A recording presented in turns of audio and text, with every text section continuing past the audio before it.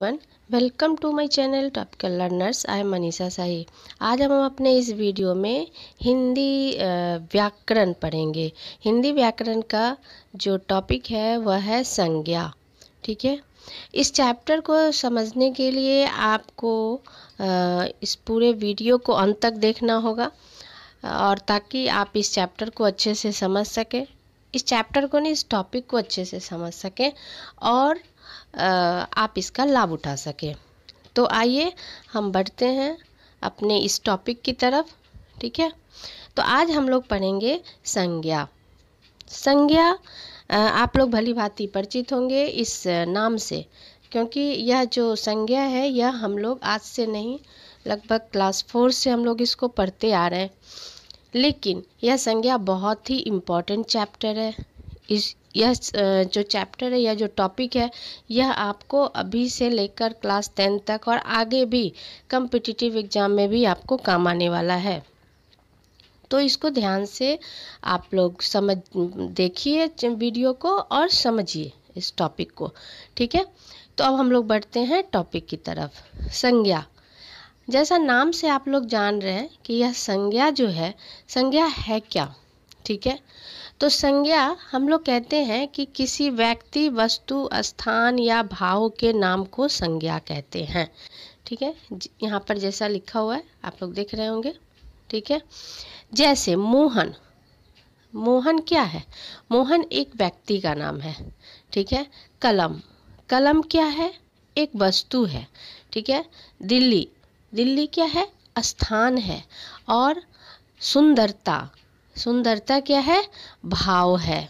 कक्षा और संग, मतलब हम इस वर्ल्ड में, इस ब्रह्मांड में जितनी भी चीज़ें हैं और उनका जो नाम है वह संज्ञा कहलाता है। संज्ञा, नाम को ही हम संज्ञा कहते हैं।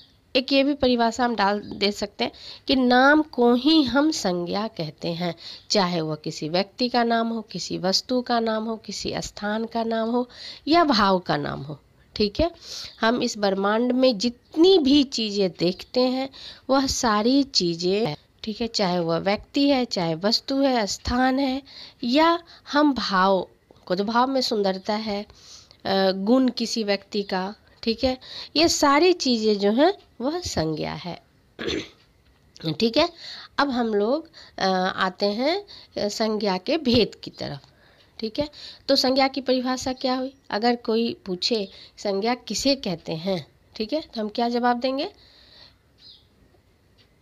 नाम को ही संज्ञा कहते हैं। अगर आप लोग को इतना सारा याद ना हो तो आप कह सकते हैं कि नाम को ही संज्ञा कहते हैं।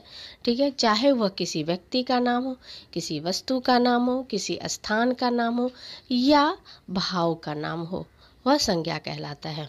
ठीक है, अब हम लोग इसके भेद की तरफ आते हैं। तो भेद में या संज्ञा के भेद जो है, तो आप संज्ञा के भेद ऐसा नहीं है कि आप एक वन बाय वन जो मैं बता रही हूँ उसी ढंग से आप करें। आप दूसरे नंबर का है वह पहले नंबर पर भी आप बोल सकते हैं। ठीक है, व्यक्तिवाचक संज्ञा। ठीक है, पहला क्या है? व्यक्तिवाचक संज्ञा। व्यक्तिवाचक संज्ञा क्या है?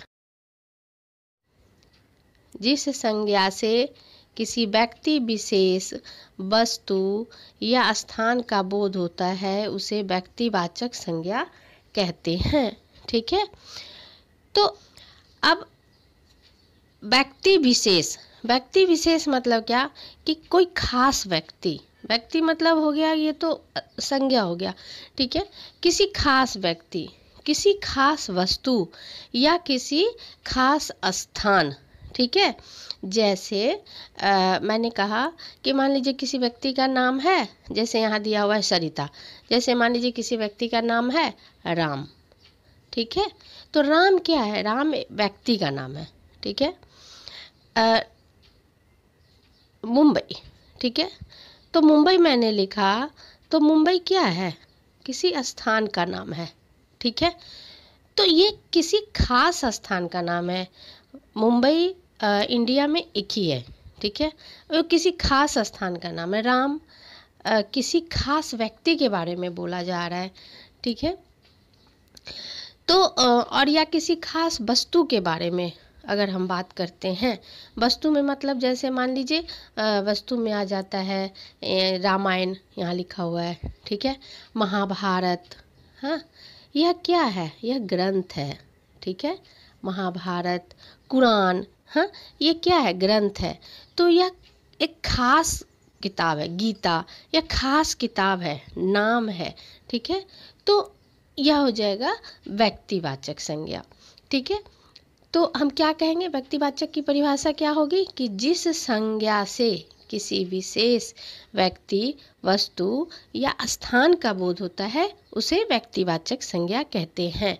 जैसे यहाँ देखिए एग्जाम्पल में दिया है सरिता। सरिता मतलब क्या, कोई खास व्यक्ति है, उसका नाम है। रामायण, रामायण क्या है, एक वस्तु है, मतलब एक वस्तु है, ठीक है, ग्रंथ है, एक खास है। रामायण, रामायण तो एक ही है, ठीक है। लखनऊ, लखनऊ जगह का नाम है जो कि खास है, ठीक है। गोदावरी, गोदावरी क्या है, खास है, ठीक है। तो ये सब है एक खास व्यक्ति, वस्तु या स्थान का नाम दर्शा रहा है, तो यह हो जाएगा व्यक्तिवाचक संज्ञा, ठीक है। अब हम लोग फिर आते हैं इसके एग्जाम्पल की तरफ। इसके एग्जाम्पल में देखिए लिखा हुआ है श्री राम राजा थे। यहाँ देखिए श्री राम, श्री राम क्या है, भगवान का नाम है, ठीक है। उसके बाद ये किसी खास व्यक्ति का नाम है। हिमालय, हिमालय क्या है, हम हिमालय एक ही हिमालय है, ठीक है, तो हिमालय खास पर्वत का नाम है। शंकर, शंकर एक व्यक्ति का नाम है, ठीक है, जो क्या कर रहा है, साइकिल चला रहा है, तो किसी खास व्यक्ति का नाम हुआ। तो यह हो जाएगा व्यक्तिवाचक संज्ञा, ठीक है। तो हम क्या परिभाषा देंगे व्यक्तिवाचक का, जिस संज्ञा से किसी विशेष व्यक्ति, वस्तु या स्थान का बोध होता है उसे हम व्यक्तिवाचक संज्ञा कहते हैं, ठीक है। अब हम लोग आते हैं जातिवाचक संज्ञा की तरफ। देखिए जातिवाचक संज्ञा में क्या है, जातिवाचक संज्ञा जो है, जिस संज्ञा से किसी एक जाति अथवा वर्ग का बोध होता है उसे जातिवाचक संज्ञा कहते हैं, ठीक है। किसी एक जाति, ध्यान दीजिएगा, किसी एक जाति, यहाँ यह नाम दिया गया है, किसी एक जाति अथवा वर्ग, वर्ग समझते हैं ना, क्लास, ठीक है। तो यह किसी एक जाति और वर्ग का बोध होता है, वह जातिवाचक संज्ञा कहलाता है। जैसे अब यहाँ देखिए, यहाँ जैसे उदाहरण में दिया है कि मेरे पुरुष, पुरुष मतलब क्या कि इस संसार में जितने भी पुरुष जाति के लोग हैं, ठीक है ना, तो ये एक जाति हो गया, एक जाति, पुरुष जाति, ठीक है। तो पुरुष क्या हो जाएगा, जातिवाचक संज्ञा। कुत्ता, कुत्ता क्या है, एक जाति है, कुत्ता एक जाति है जो मतलब उसमें क्या होता है कि पूरे जो वर्ल्ड के कुत्ते हैं वो सब इसमें आ जाएंगे, ठीक है। पक्षी, पक्षी मतलब क्या कि पूरे वर्ल्ड के जो पक्षी हैं ना वो सारे पक्षी इस एक वर्ड में समा जाएंगे, तो ये पक्षी एक जाति हो गया, ठीक है। शहर, शहर पूरे वर्ल्ड में जितने भी शहर हैं वो सबको हम शहरी बोलते हैं, ठीक है। पेड़, पूरे वर्ल्ड में जितने भी पेड़ हैं वो सारे पेड़ जो हैं इस एक वर्ड में हम उनको संबोधन कर सकते हैं, पेड़, ठीक है। तो यह तो हुआ आपका मतलब जाति और वर्ग में आता है। अब उदाहरण के तौर पे हम देखते हैं अगर, तो उदाहरण देखिए, उदाहरण में है मेरे पास एक कुत्ता है, ठीक है। ये कुत्ता, कुत्ता जाति अभी मैंने बताया कि कुत्ता क्या है, एक वर्ग का है कि कुत्ता, ठीक है। तो ये हो गया जातिवाचक। कुत्ता का मतलब कि दुनिया के जितने भी जो कुत्ते हैं वो सब इसमें आ जाएंगे, ठीक है। यहाँ फूल खिले हैं, फूल, यहाँ की कॉमन नाम है फूल।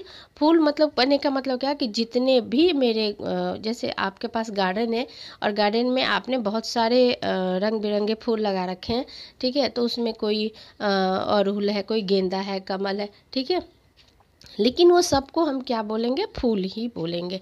तो फूल एक क्या हो गया, एक वर्ग हो गया कि फूल है, ठीक है। उसके बाद आता है कि आसमान में पक्षी उड़ रहे हैं, ठीक है। अब ये पक्षी, पक्षी क्या है? पक्षी कहने का मतलब कि जितने भी वर्ल्ड के हैं पक्षी, वो सब इस कॉमन वर्ड में आ जाएंगे। कॉमन सबों के लिए एक ही वर्ड होगा, पक्षी। ठीक है। अब हम लोग ये जो था जातिवाचक का, ठीक है। अब जहाँ तक है एक बार फिर रिवीजन हम कर लेते जातिवाचक।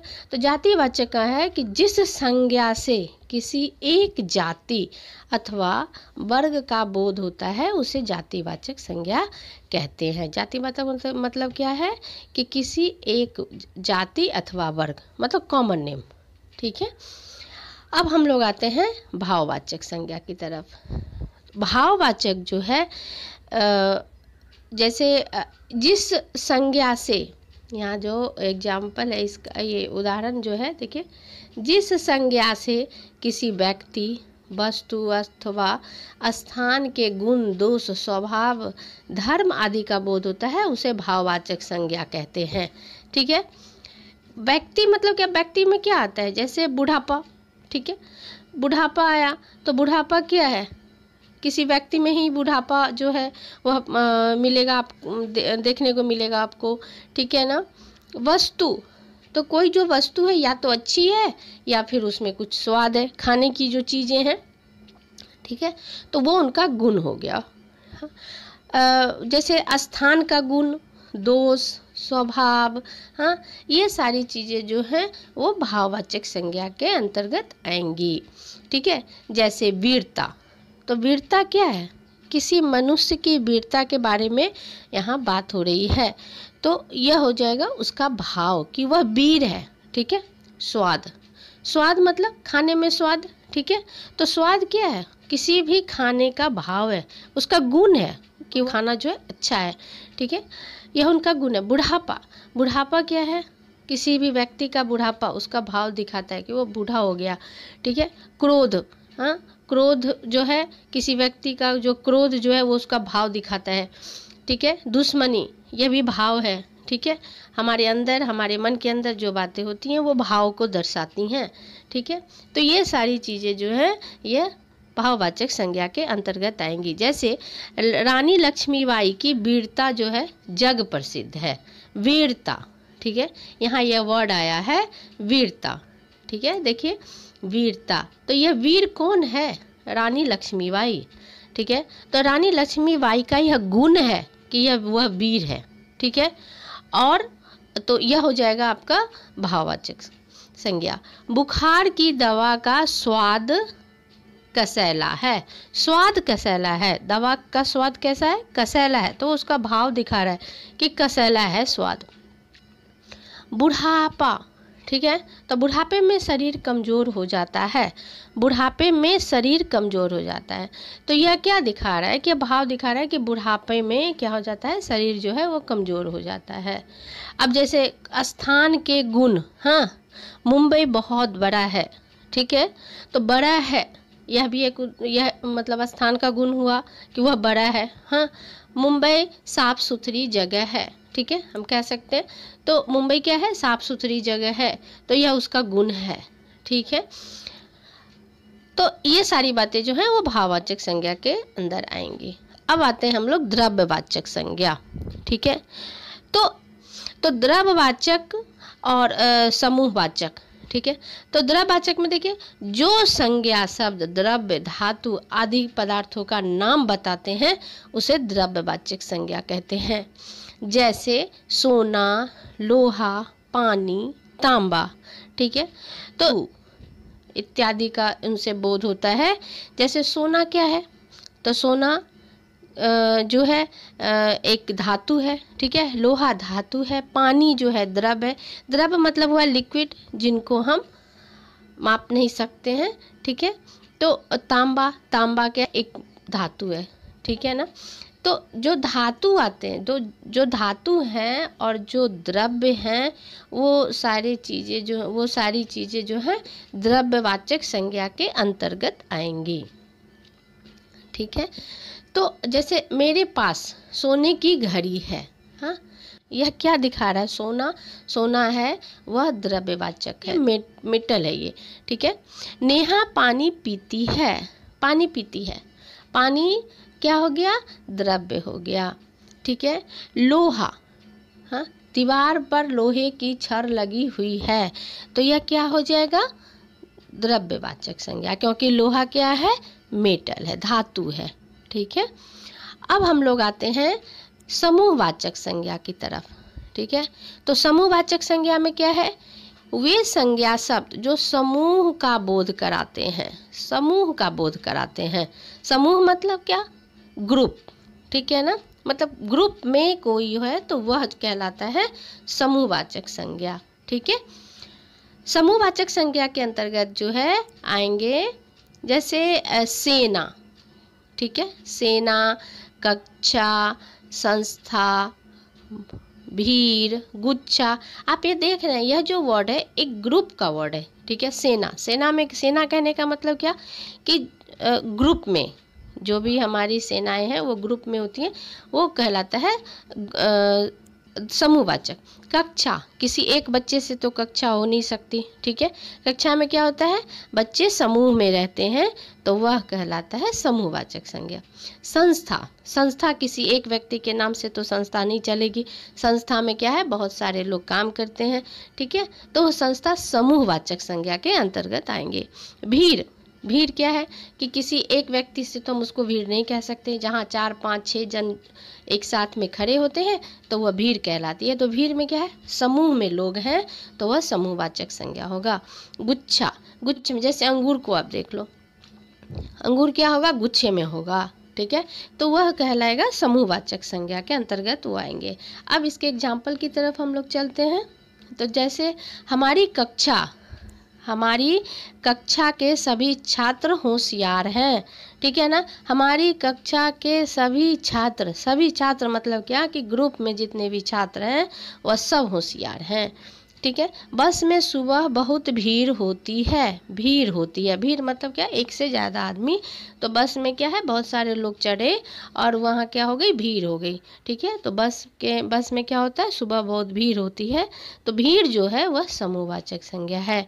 सम्राट अशोक के पास विशाल सेना थी, विशाल सेना थी। सेना जो है क्या है? मतलब समूह में, सेना में बहुत सारे जो हैं लोग हैं, तो यह हो जाएगा समूहवाचक संज्ञा।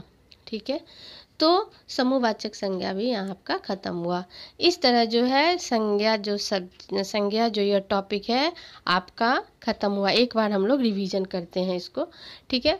संज्ञा, संज्ञा किसे कहते हैं? तो किसी व्यक्ति, वस्तु, स्थान या भाव के नाम को हम संज्ञा कहते हैं। ऐसे आप इसको एक वर्ड में अगर आपको कहना हो, आपको मतलब इसको इतना याद करना ना हो, तो आप कह सकते हैं कि इस ब्रह्मांड में जितने भी नाम हैं उनको हम संज्ञा कहते हैं। ठीक है। नाम को ही संज्ञा कहते हैं। ठीक है। अब जैसे मोहन, कलम, दिल्ली, सुंदरता, कक्षा, संघ, जितने भी नाम हैं, ठीक है ना, वो सब संज्ञा हैं। अब आ जाते हैं संज्ञा के 5 भेद हैं। व्यक्तिवाचक, जातिवाचक, ठीक है, भाववाचक, द्रव्यवाचक एंड समूहवाचक। ठीक है। और इन सारे को मैंने अभी डिफाइन किया है। ठीक है। आई होप आपको यह चैप्टर या टॉपिक जो है अच्छे से समझ में आ गया होगा। ठीक है। तो अगर आपको किसी भी तरह का कोई डाउट है तो आप कमेंट बॉक्स में मुझसे पूछ सकते हैं। ठीक है। अब हम लोग नेक्स्ट जो वीडियो है उसमें हम लोग सर्वनाम के बारे में पढ़ेंगे। ठीक है। तो मिलते हैं हम अपने अगली वीडियो में सर्वनाम टॉपिक के साथ में। Thank you very much.